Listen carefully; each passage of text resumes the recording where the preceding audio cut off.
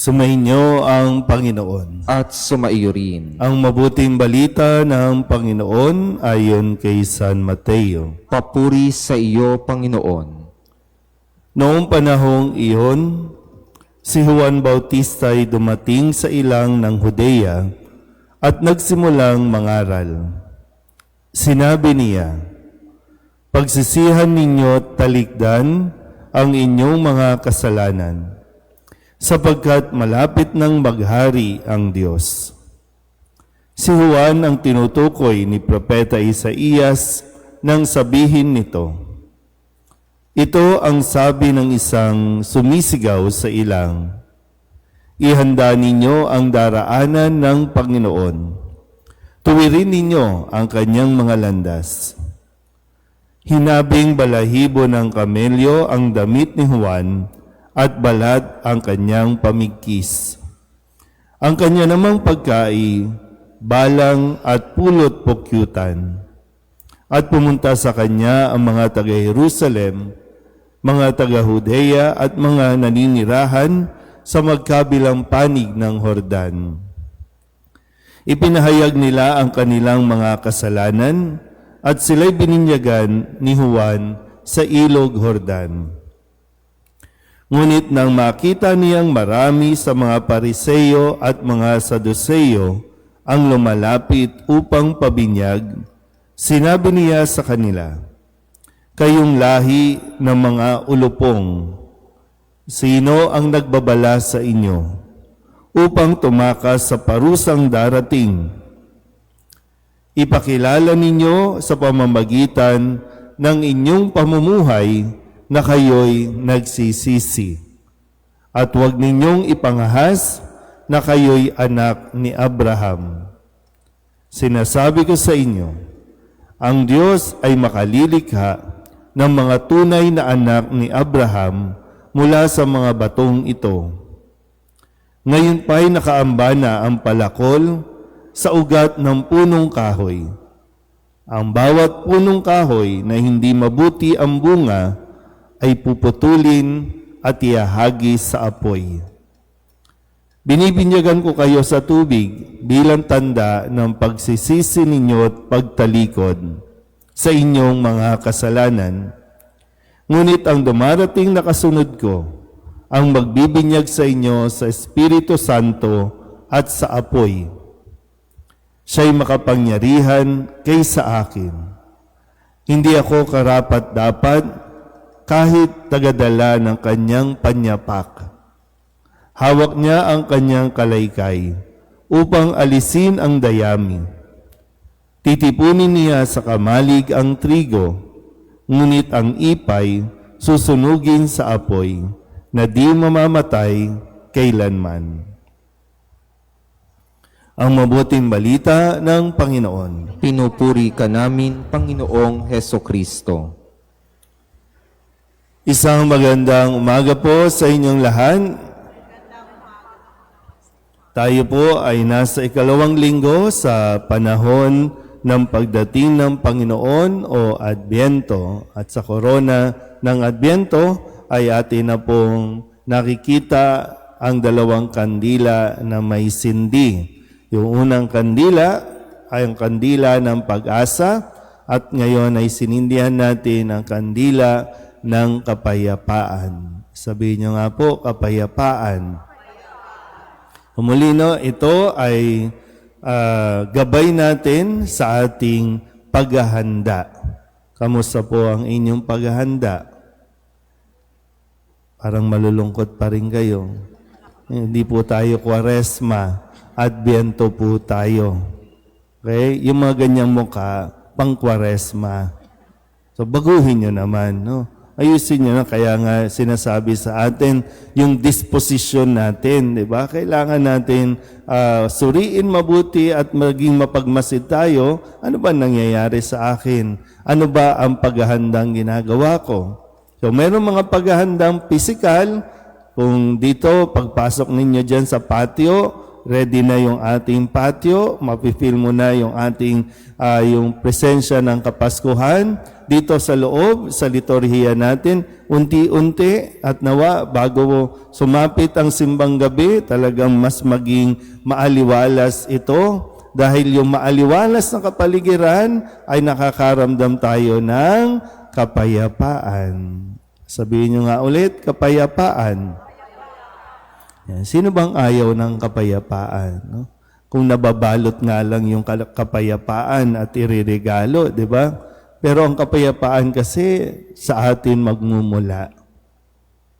Hindi sa labas, sa atin. Kaya ngayon, tingnan natin no, na ang paalala sa atin sa linggong ito na mahalagang wag nating kalimutang ihanda.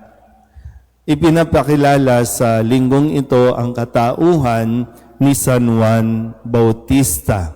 At ano ang ipinagsisigawan ni San Juan Bautista na dapat nating pakinggan at dapat tayong tumalima? Ang sabi ni San Juan Bautista, pagsisihan ninyo talikdan ang inyong mga kasalanan.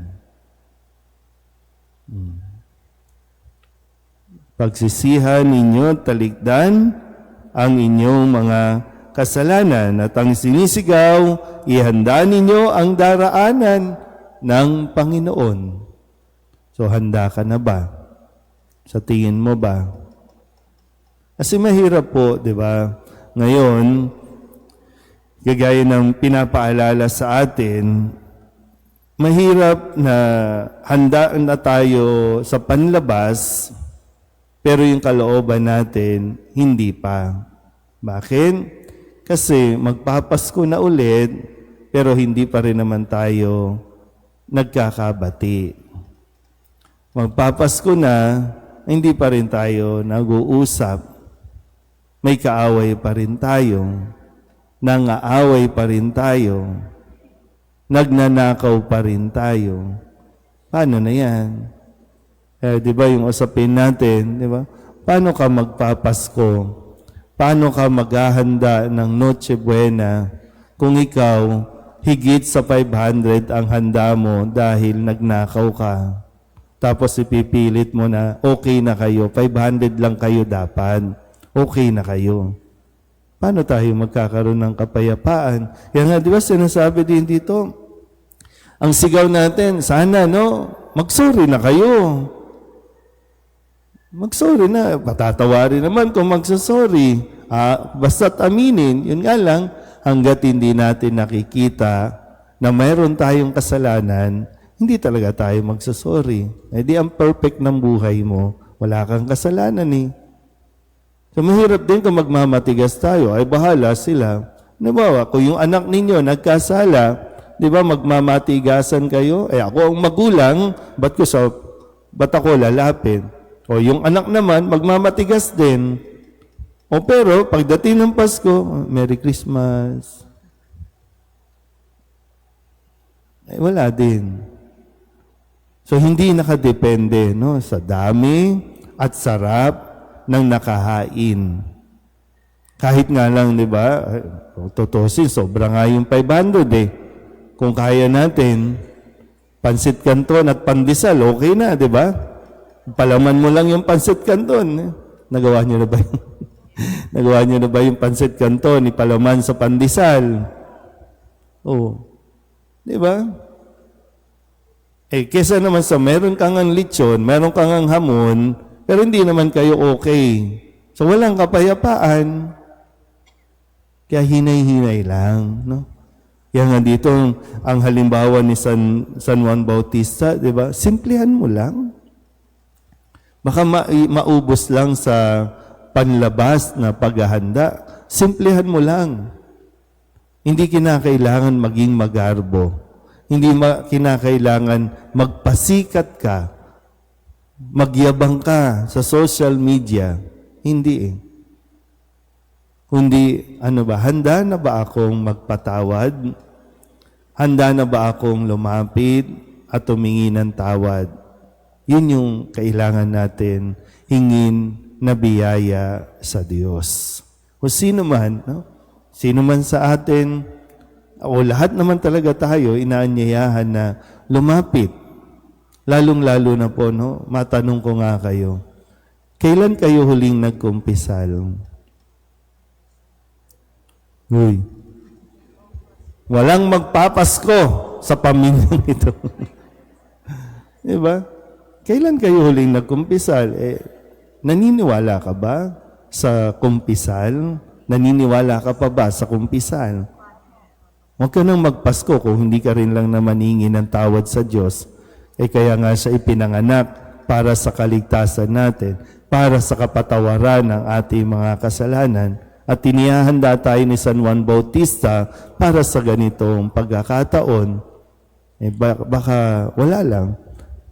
Pagdating ng Pasko, mag-iinuman na naman kayo, maglalasing ka na naman, imbis ng kapayapaan, kaguluhan na naman ang mangyayari dahil sa mga espiritu ng alak na isinaksak na naman natin sa ating katawan. Kaya hinay-hinay lang, ha? So, mas pagnilayan natin ng mabuti, mas ihanda natin ang ating mga sarili sa paghingi ng tawad sa ating Panginoon. Amen?